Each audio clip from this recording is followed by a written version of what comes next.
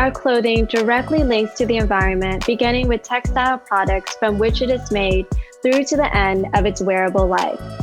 The global clothing industry, which we define as the designing, producing, selling, wearing, and disposing of clothing, has a significant impact on the resources of our planet.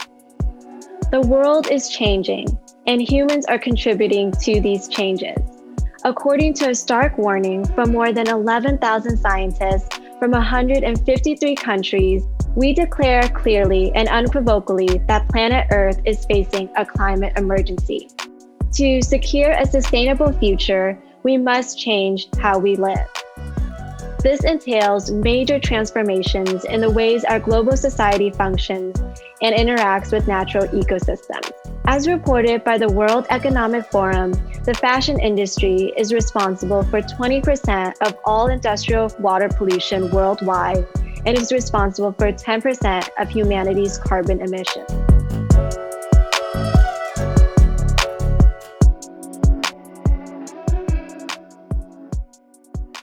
What do you think is the biggest environmental threat that we're currently facing?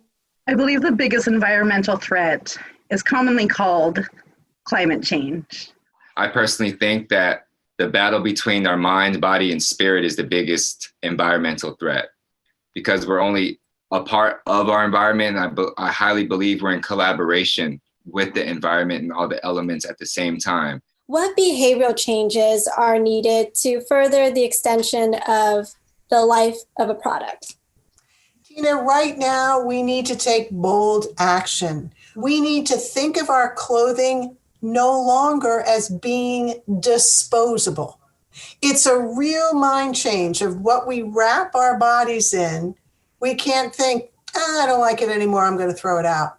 No, we're one planet. Landfill is filled. There's no room for textile products. The biggest disconnect is getting the industry to be part of the conversation as we set the regulations so that we can establish programs that take everyone's considerations and everyone's input to be the most impactful. How would you define zero waste for the clothing and textile industry? In the Environmental Protection Agency definition of textiles, that's clothing, sheets, bedding, towels. So that's when we think about textiles and textile waste. Window coverings, bedspreads, carpet, not so much carpeting, but area rugs, and the other number is all types of clothing. It's about 50-50 in waste diversion. So people generally think of clothing as the whole problem. It's about half the problem. And it's what we do with them when we don't want them anymore, when they're damaged or defective and we throw them out. It becomes waste.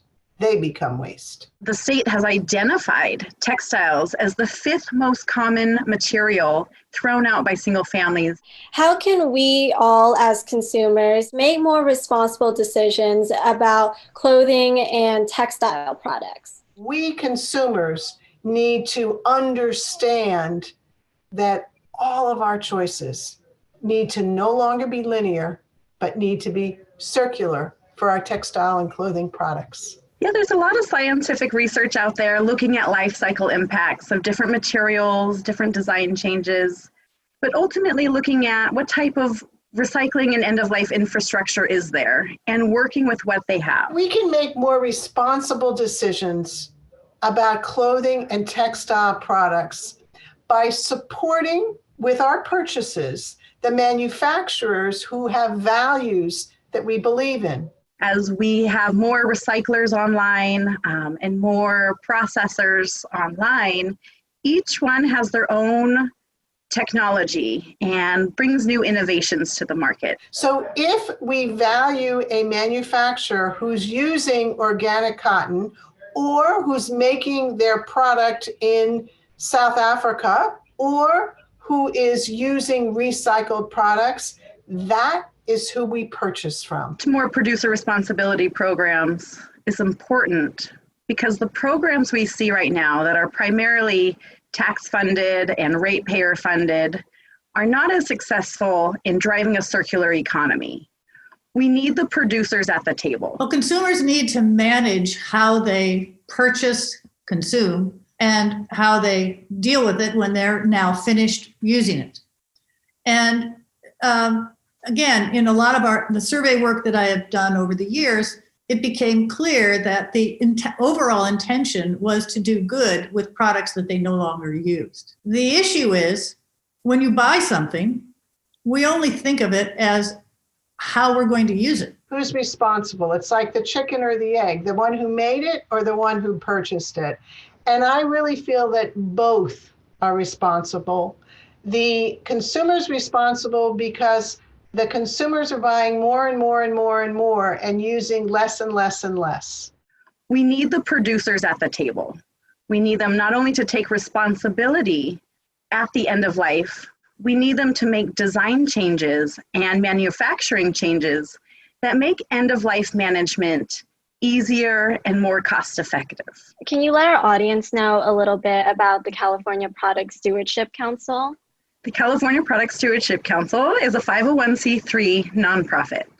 We've been around since 2007, and we are the thought and space leaders for extended producer responsibility in California, which is a particular type of program and management style to manage products in a holistic approach.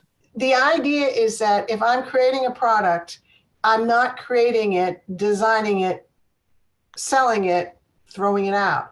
I'm creating it with a knowledge of what the fiber is that I'm using, the buttons or the trims that I'm using or not using on it, and the size of it, so that I can tell the customer that to bring it back to me, the manufacturer, when you're finished with it. Oftentimes people think extended producer responsibility is just a waste program or a type of way to manage waste. But ultimately, EPR is a new economic model. So it's a new economic model where basically manufacturers are adding a new line item to their books. They're adding disposal to the true cost of the product. Let's say we're not putting our clothes into blue recycling bins, but the next step that a lot of consumers would think about is donating it to Goodwill, Salvation Army, or another charitable organization. Why is that not a good idea? These thrift stores are actually part of large multinational supply chains.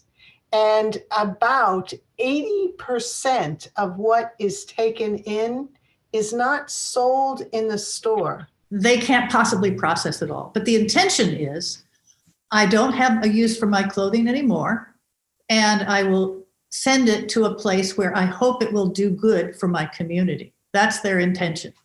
The reality is something different. And a lot of the collection burden is going on to the thrift stores.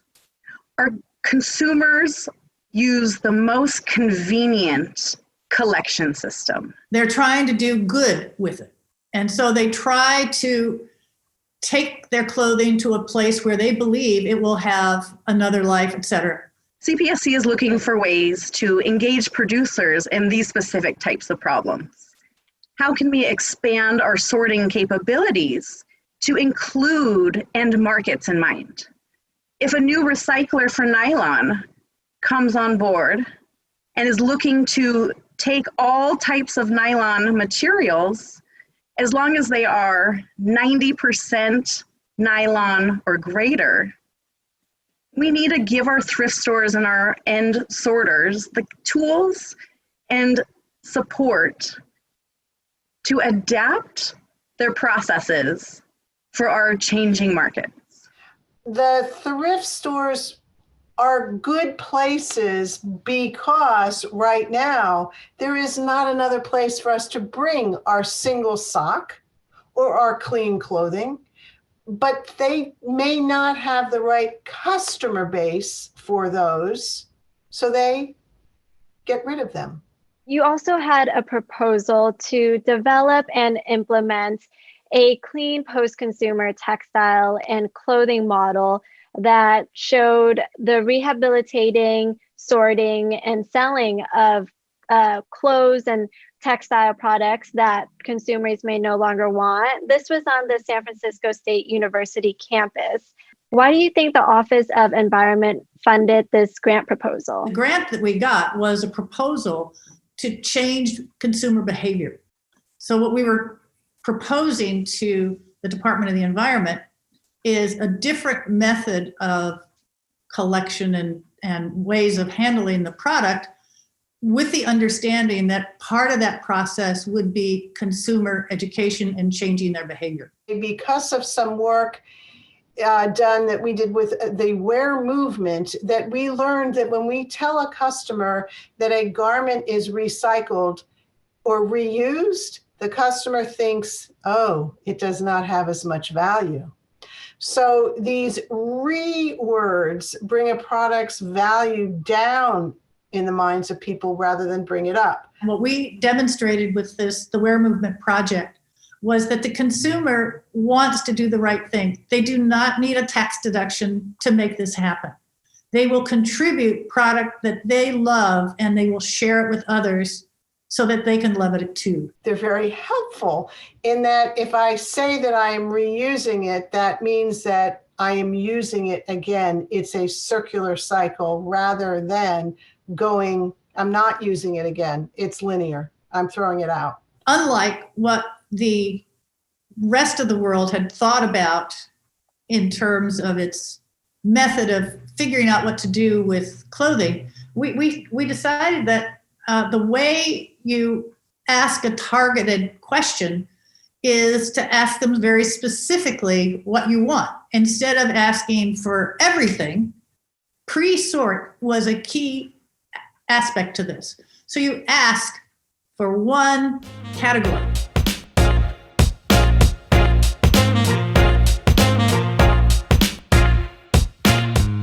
According to the Environmental Protection Agency, EPA, 11.3 million tons of textile gets thrown into our landfills every year.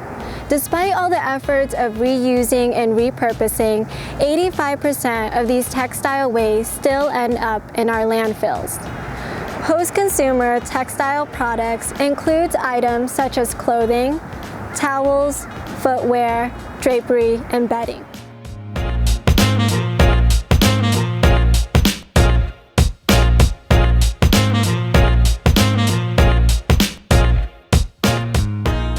Whether you're walking along the street or driving in your car, you've most likely came across promotional banners. These banners are used to spread a message or also showcase things such as new events or exhibits happening in town. Here at San Francisco State University and also stretching along Sunset Boulevard, you'll find these promotional banners showcasing the university's mission and message.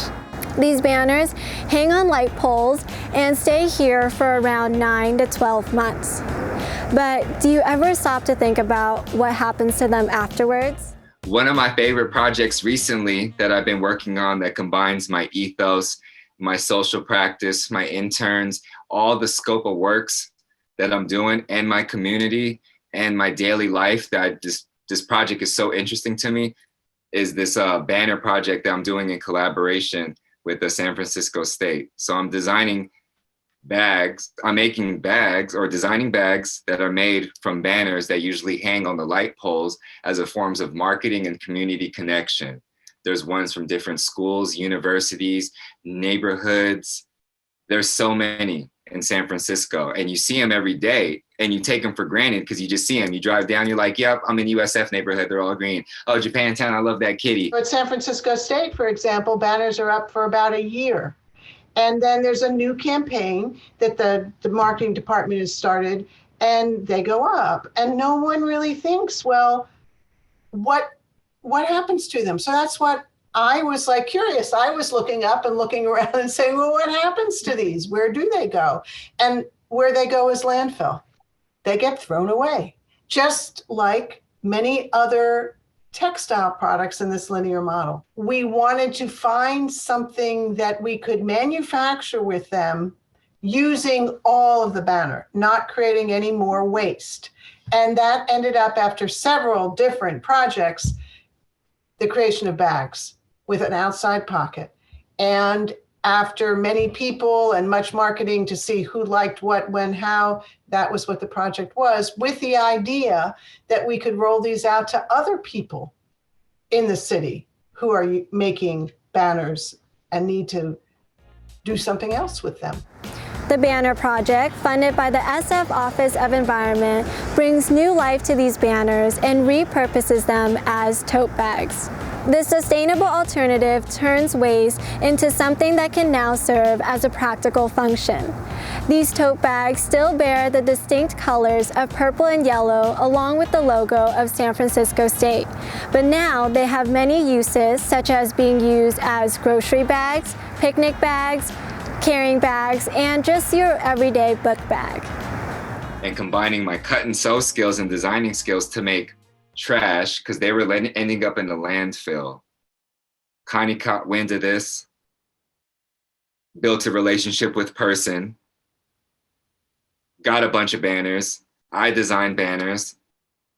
They turned into bags, proof of concept of trash, landfill, creativity, education, and commerce, all in one bag.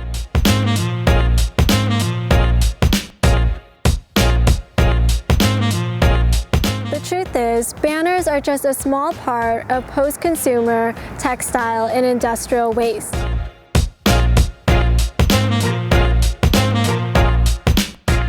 A great way to educate producers and consumers on the environmental impact of their clothing is really to use science-based messaging, using facts and evidence, especially ones supported by publicly funded research.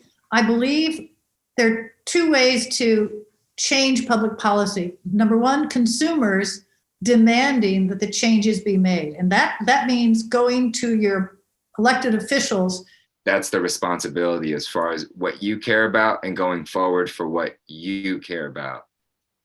Because what you specifically care about is what you're supposed to, or what you feel that you care about, and it's going to help. And even if the person is a problem and feel like they're doing the right thing, I say keep going and make the biggest problem ever, because you got a bunch of us that are solution makers and you're going to make us more passionate. Do you have any other advice about how we can best educate our family and friends about the true value of their clothing? Just as people are using Instagram today to tell everybody about what they ate or the party that they went to or what they did, you could tell people about the value or your love of your garments. We're also talking about closing the loop on information and closing the loop on communication. So designers should really be talking to recyclers and should be talking to thrift stores to understand how should we best design a product, a label, what type of fabric is easiest to manage, but still is an consumable good that the consumers want. The manufacturer is therefore taking responsibility for their product and saying, okay, it didn't sell, I don't need it anymore, or customers brought this back for me. I'm going to break it down, spin it, weave it, and remanufacture and get it out there to you. Rethinking about the ways we reuse and repurpose the items and materials that we no longer use is one step towards making sure our environment is a little bit healthier. Only when we are aware of our consumption and conscious of the choices that we are making can we take steps towards making sure that we reduce solid waste, including textile waste.